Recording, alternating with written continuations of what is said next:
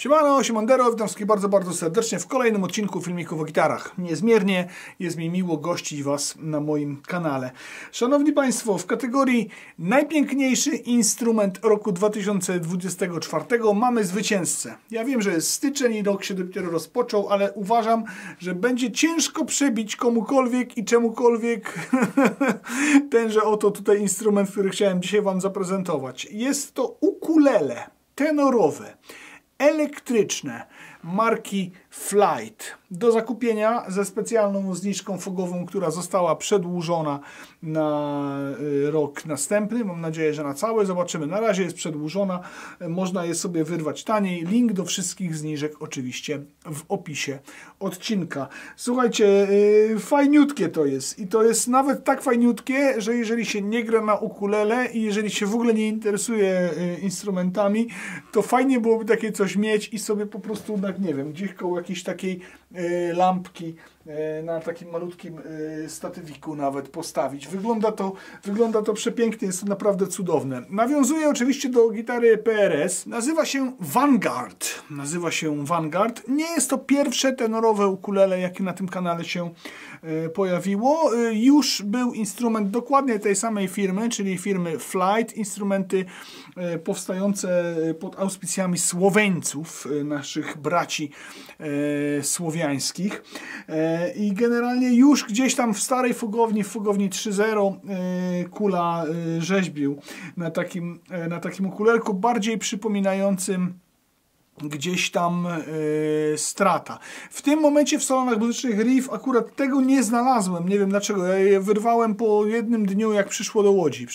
Akurat przyjechało chyba dzień wcześniej. Chłopaki nie zdążyli chyba tego nawet jeszcze specjalnie powieścić na haku. Ja mówię, nie, ludzie, to ja od razu zabieram. To od razu ja zabieram na testy. Chcę to Wam pokazać. Natomiast nie ma go w tym momencie na stronie. Pewnie zaraz będzie i podejrzewam, że zaraz po tym filmie się gdzieś tam pokaże. Firma Flight ogólnie produkuje ukulela od takich naprawdę bardzo tanich do takich do okolic 2000 zł. Bardzo szeroka oferta ciekawych ukulele. Jeżeli się tym interesujecie, to sprawdźcie, na pewno warto. Natomiast jest to ewenement na swój sposób. 2 humbuckery, trójpozycyjny przełącznik, volume, ton, stały mostek. Te humbuckery to wyglądają w ogóle tak mega słodziutko. Fajna rzecz to jest. Oczywiście to jest do grania.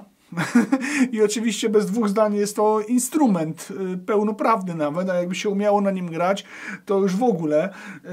Stroi się to trochę inaczej niż gitarę. Ja w ogóle nie umiem grać na ukulele, więc co oczywiście zrobiłem? Teraz możecie zrobić z tego obrazka mema. Xantyp. Człowiek, który nawet na ukulele gra w dropie. Pierwsze nagranie przed Wami.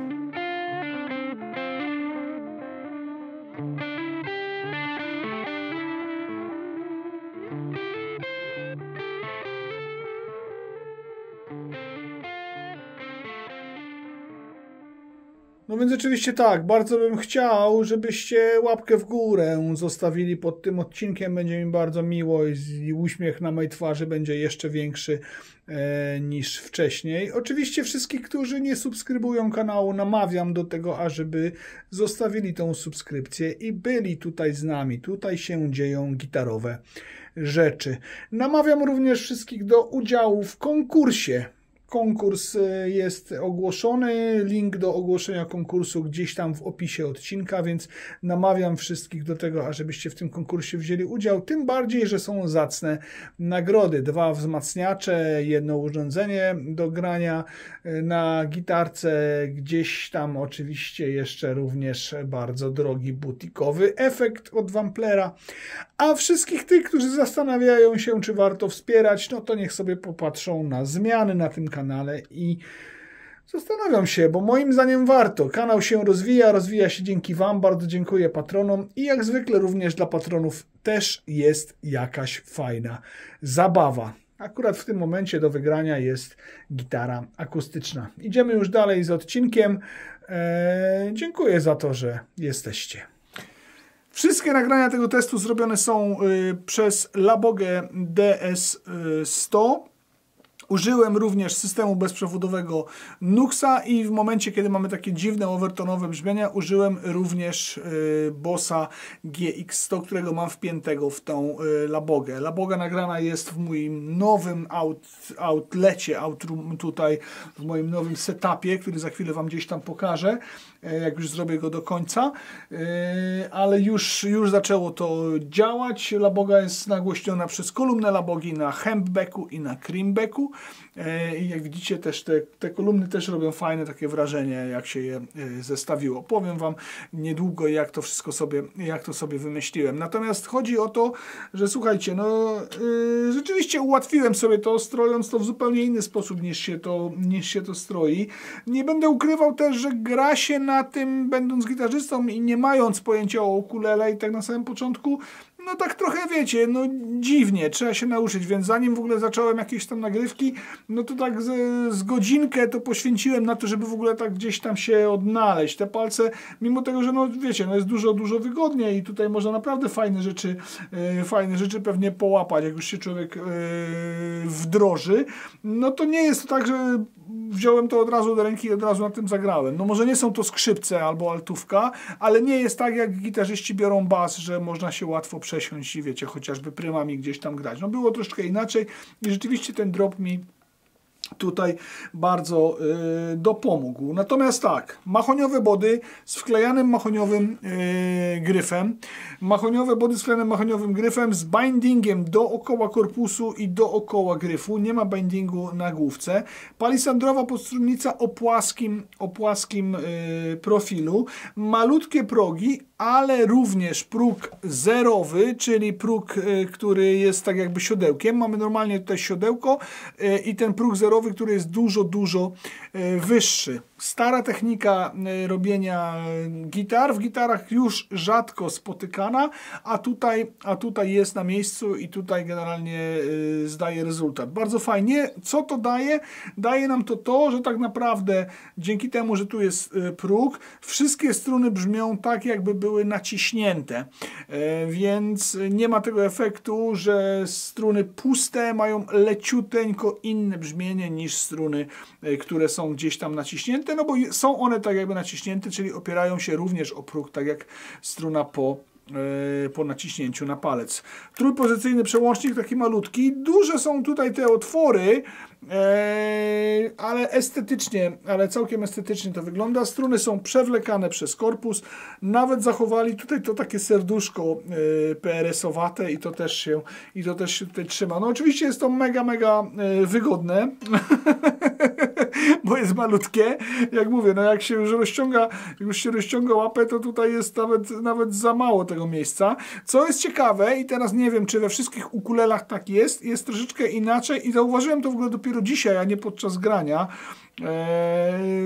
We wszystkich ukulelach, nie wiem, czy tak jest, czy nie jest, ale tutaj jest marker na progu 7, a potem jest na progu 10, a nie na 9, tak jak to w gitarach bywa. No, cacuszko niewątpliwe. Posłuchajmy drugiego kawałka, który właściwie jest taki sam, ale trochę inny.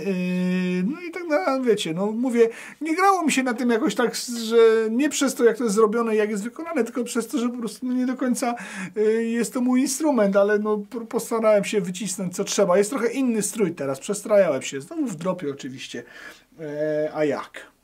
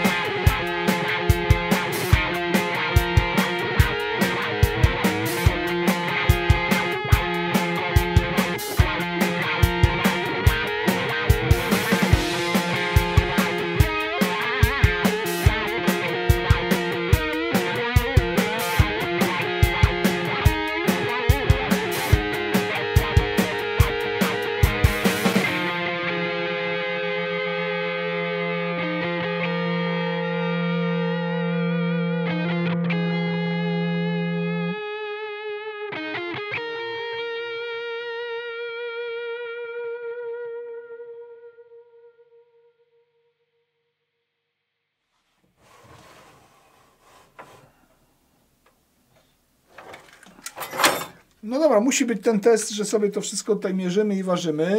Ciekawe, ile waży elektryczne ukulele zrobione z drewna mahoniowego w stosunku do gitary, którą jak zwykle będę Wam mówił, że no waży około 3,5 kg.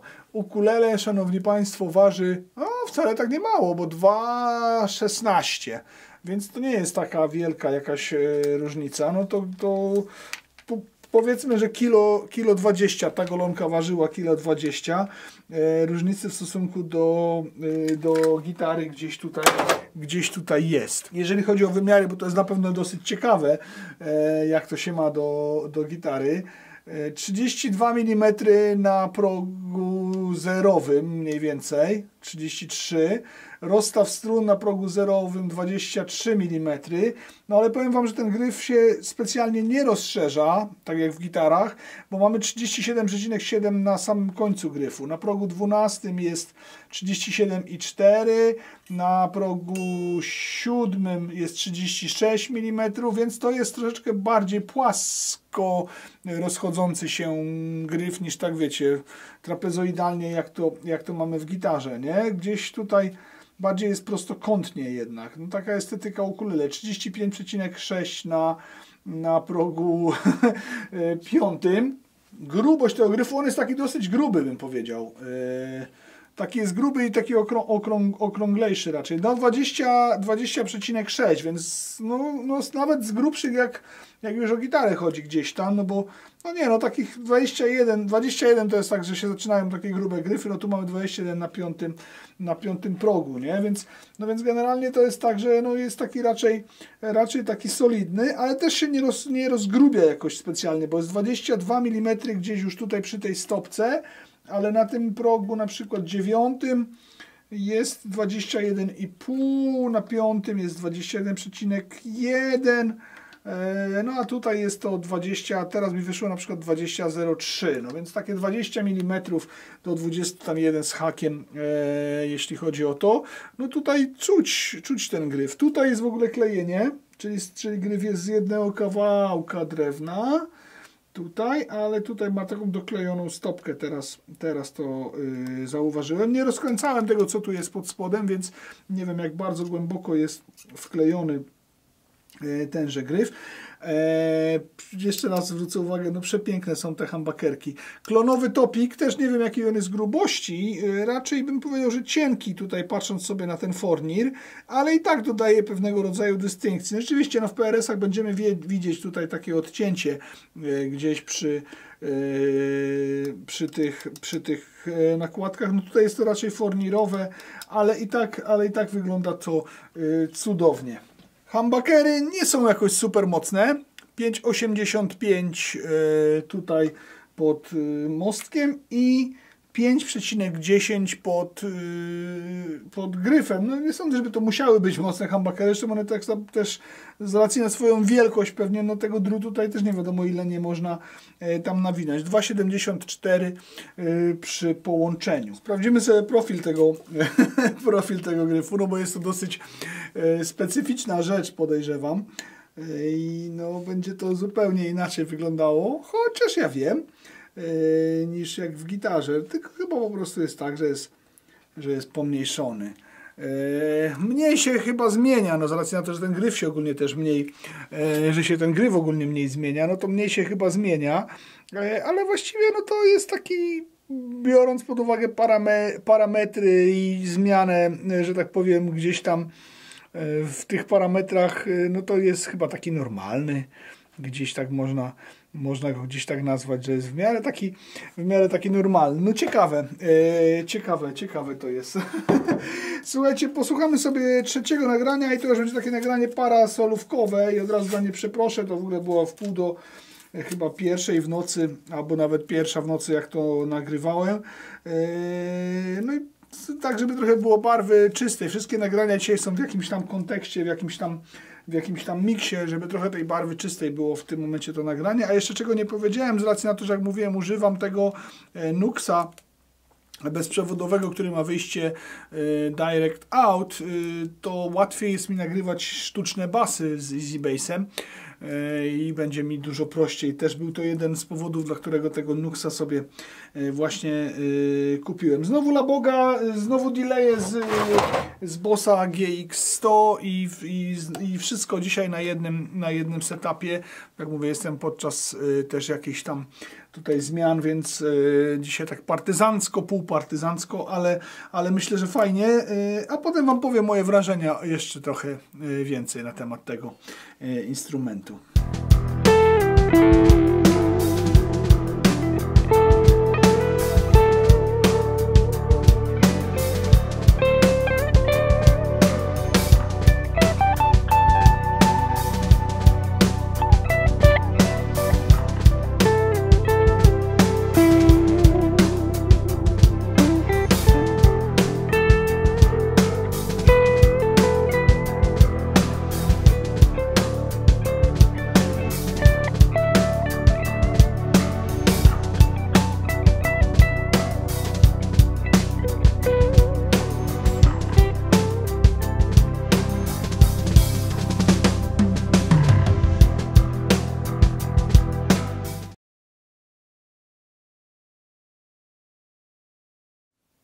Powiem tak, no jest to na pewno niespotykana sprawa, na pewno nietuzinkowa, na pewno nie jest to instrument dla wszystkich, bo nie sądzę, żeby wszyscy, którzy chcą grać na ukulele, od razu chcieli grać na ukulele elektrycznym.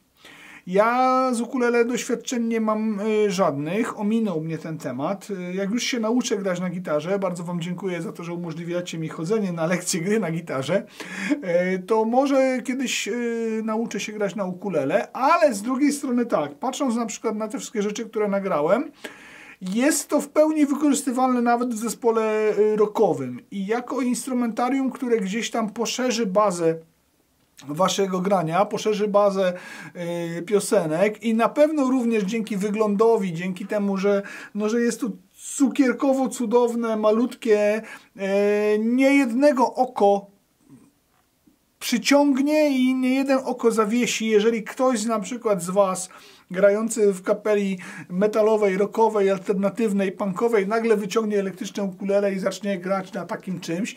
Lipa robi takie bajery z ukulele, ale bez elektrycznego. Muszę mu chyba pokazać, że istnieje takie ukulele. No bez wątpienia jest to coś, co słuchajcie, gitarzystów elektrycznych uraduje i poszerzy, jak mówię, paletę brzmieniową. Na to można wymyśleć fajny jakiś nowy kawałek, na to można wymyśleć coś zupełnie, wiecie, nietuzinkowego i zrobi to konkretne wrażenie.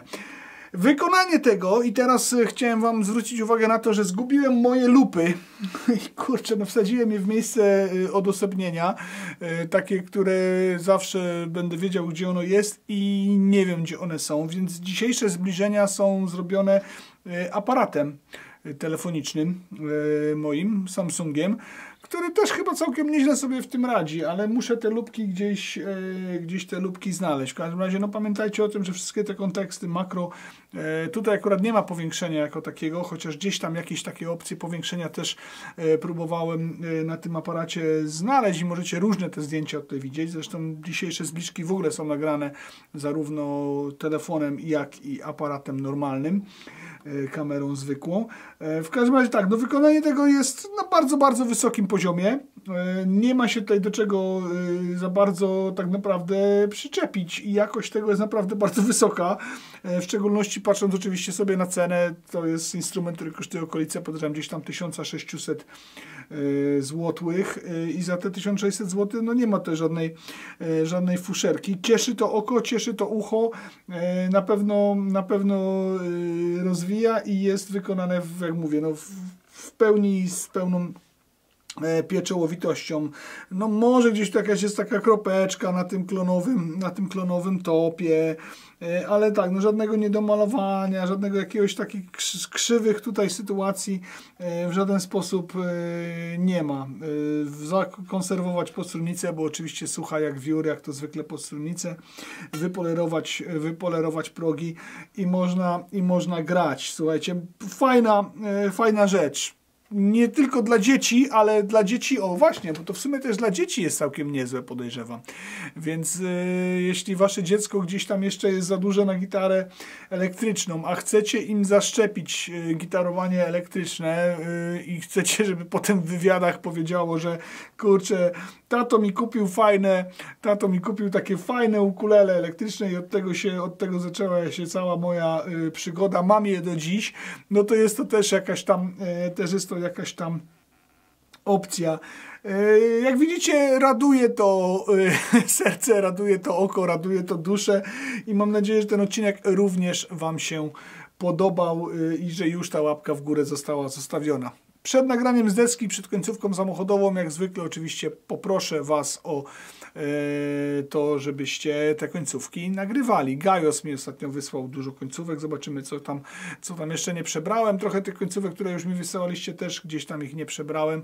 Najprawdopodobniej dzisiaj montuję w domu, więc najprawdopodobniej końcówka dzisiaj jest z muzeum nagrana przeze mnie. Natomiast oczywiście bardzo dziękuję. Jak zwykle oczywiście też na końcu odcinków bardzo dziękuję patronom kanału, którzy umożliwiają to, że ten kanał powstaje tak jak powstaje, rozwija się tak jak się rozwija, co widać i generalnie rzecz stać mnie na czynsz na fogownię. Mama mi ostatnio powiedziała, że nie no kurczę, ten obraz to ostatnio ci się zrobił lepszy. No ja tak powiedziałem do mamy, no wiesz mama, no wydałem na to 10 000 złotych, żeby ten obraz był lepszy, a jakby jeszcze licząc zamiankę telefonu za wzmacniacz, to chyba nawet więcej, ale mam nadzieję, że warto i mam nadzieję, że widzicie to, że się staram. To, że chodzę na lekcje również jest dzięki wam i to też jest staranie, żeby ten kanał był za rok jeszcze przyjemniejszy do oglądania i do słuchania. Mega wam dziękuję za to wszystko. Deska i już. Przychodzi to w ogóle z kejsikiem takim fajnym. Poczekajcie, pokażę wam ten kejsik. Lipa odpisał WTF ze znakiem zapytania i z uśmieszkiem. Zaraz mu sprzedam info, co to jest. Słuchajcie, no taki fajny case'ik jeszcze jest do tego, także nie trzeba się tam niczym martwić. taki sztywny, to jest taka, wiecie, taka biała gąbeczka gdzieś tam pod spodem. Taki całkiem sztywny, lekko taki tutaj usztywniony z jakąś tam kieszonką, więc tym bardziej jest opcja na to, że to się nie zniszczy i że będzie można to trzymać latami. Fajna rzecz, bardzo fajna. Powiem wam nawet więcej, że chyba jakbym teraz nie miał wydatków związanych właśnie z nauką i z edukacją, to kurczę, wisiałoby to u mnie na stałe, bo to jest śliczne. W ogóle to wszystkie są fajne, bo jeszcze mają SG, jeszcze mają LP, jeszcze mają Strata i jeszcze są basy w ogóle. Więc jeżeli potrzebujecie tego typu instrument, a nie ma go akurat w danym momencie w riffie, to zadziałajcie. A w ogóle to chodźcie do salonów muzycznych Riff, bo salony muzyczne Riff są fajne. Jo, dziękuję, pa! Mój drugi ulubiony samolot, no to oczywiście oprócz Concorda i Tu-144, to jest MiG-21, niewątpliwie. Obok MiG-15 ołóweczek jest taką rzeczą, którą też bardzo kocham. Tam stoi taki fajny, srebrny, bez żadnych oznaczeń.